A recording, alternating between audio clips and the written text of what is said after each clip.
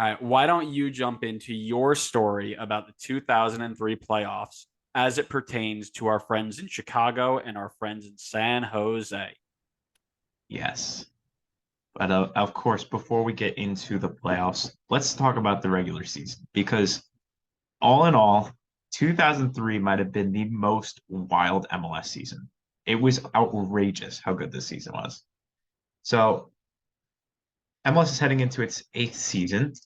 Same 10 teams as the year before, with the Galaxy looking to defend their Shield Cup double from 2002, including which included their first ever MLS Cup. It wasn't going to be easy. There was staunch competition from the likes of teams such as Chicago, San Jose, and New England. So how did it play out? Let's find out. Before we talk about uh, uh, before we talk about playoff results, let's talk about the chase for the Supporter Shield towards the end of the season. By the end of match day 25 out of 30, it was beginning to look like a two-horse race between Chicago and San Jose. Former champions LA Galaxy really struggled this season, finding themselves down in eighth in the Supporter Shield race. San Jose at the moment had a 5 point advantage over Chicago and looked to be in complete control after smashing a god awful Dallas side 5-2. By match day 27, Chicago leveled the points and leveled the goal difference, following San Jose's 1 point in its last two games. Only two games remaining, San Jose had LA Galaxy away and LA Galaxy at home, while Chicago had Colorado at home and Columbus away. And let me tell you, neither got the job done cleanly.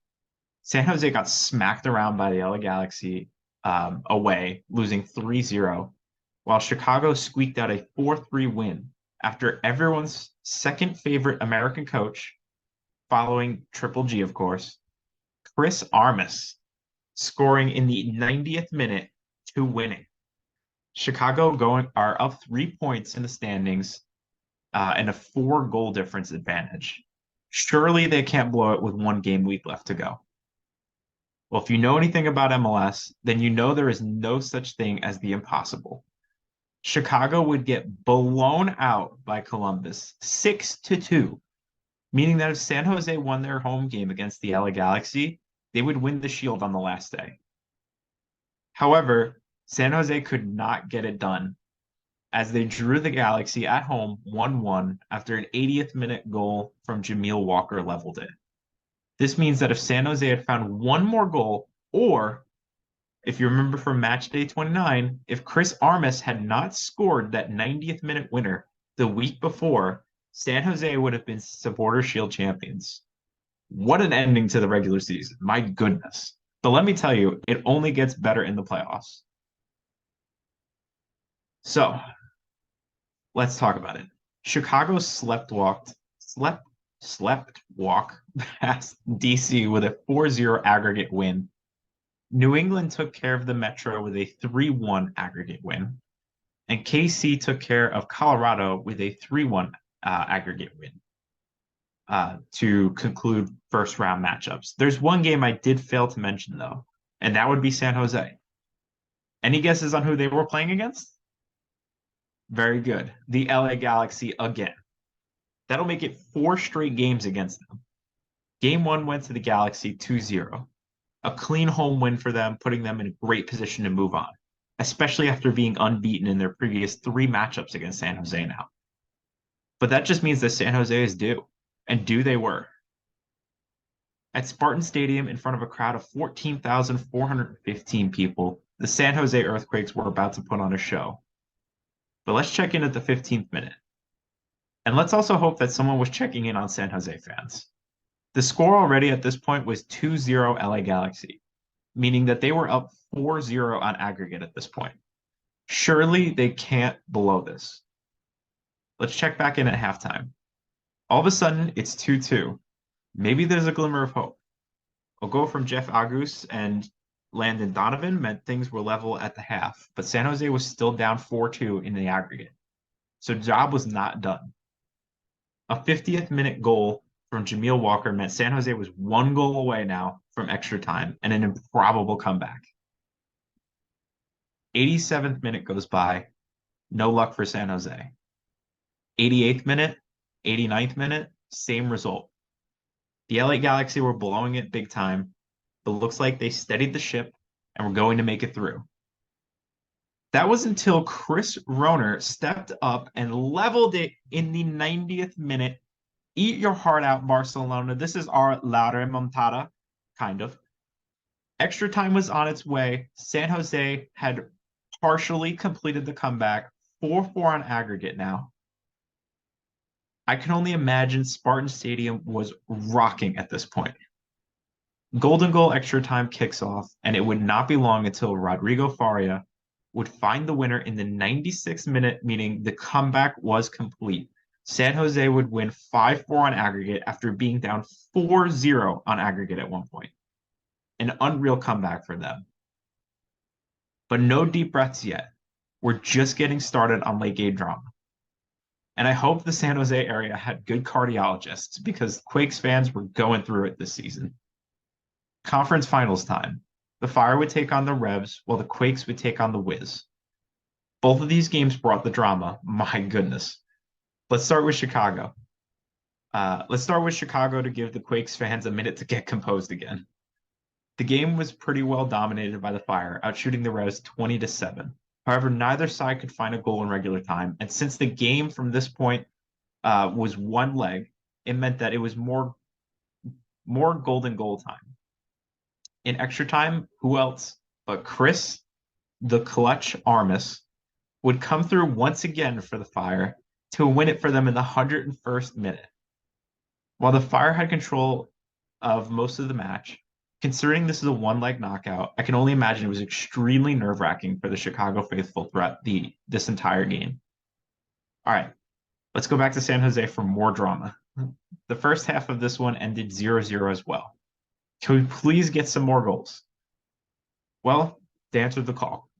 The Wiz and the Quakes traded goals from Igor Simuntekov and Manny Lagos, meaning we were back to level. In the 72nd minute, Chris Klein would find a goal to give the Wiz the advantage and put San Jose's back against the wall again. Could they pull off the heroics again? Come on, you already know the answer. Of course they can. Brian Mullen in the 83rd minute levels things for the Quakes, and we're headed back to golden goal extra time. For once, it would actually require a second half of extra time. And right before things went to penalties, in the 117th minute, who else but Landon Donovan would step up to send San Jose to the MLS Cup final. Yes, that's right. After all of this, we're only at the start of the MLS Cup final. Now, if you listen to our last episode, then you will probably already have this result spoiled for you.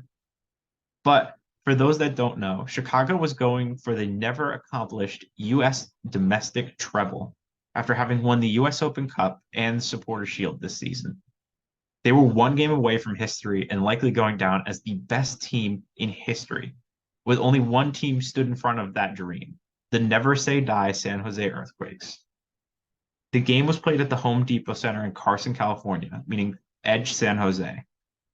Both teams were packed with MLS legends such as Landon Donovan, Pat Onstad, DeMarcus Beasley, and Zach Thornton. Without spoiling things, this has easily been one of the more exciting MLS Cup finals. So let's jump into it.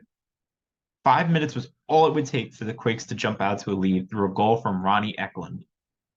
San Jose were not leaving it to late game dramatics today. 33 minutes later, Landon Donovan would double the lead to make it 2-0, which would be the same scoreline going into halftime. The treble hopes were looking slim, but DeMarcus Beasley would breathe some hope back into Chicago with a 49th minute goal.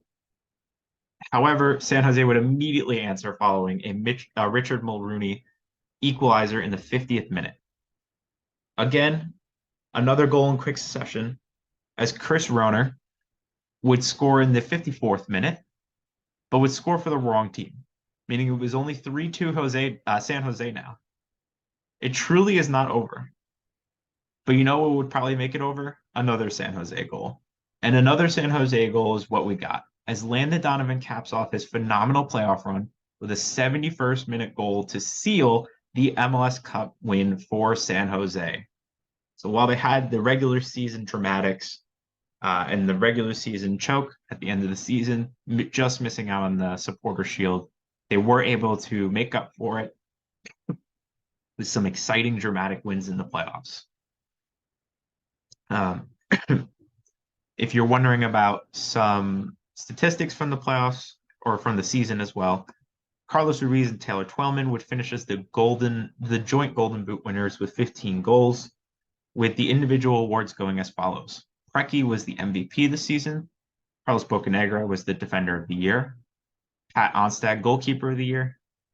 And Dave Sarachan as the Coach of the Year. And that wraps up the 2003, I guess, season plus playoffs. A little bonus content, I guess.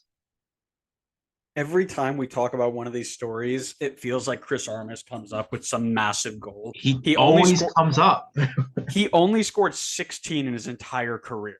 That's outrageous. I feel like single one of them is like a quarter massive. of them already.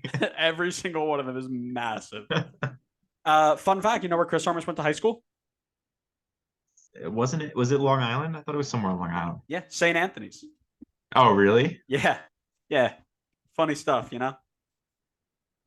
Yeah, I mean, Long Island's made a few good players over the years. Yeah. What is it? Chris Armas, me, basically end the list there. But there are a couple other good ones.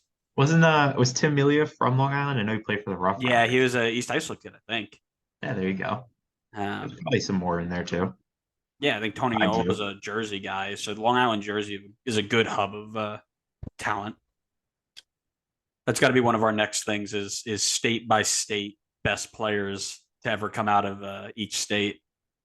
Best 11 from each state. I don't even know if like a state like Wyoming would have 11 players. We'll have to make regions for the states that aren't real. The Idahos, Wyomings, like the states that don't actually exist. Those are the ones we'll have to work on. All right, we'll just group them all together. Yeah.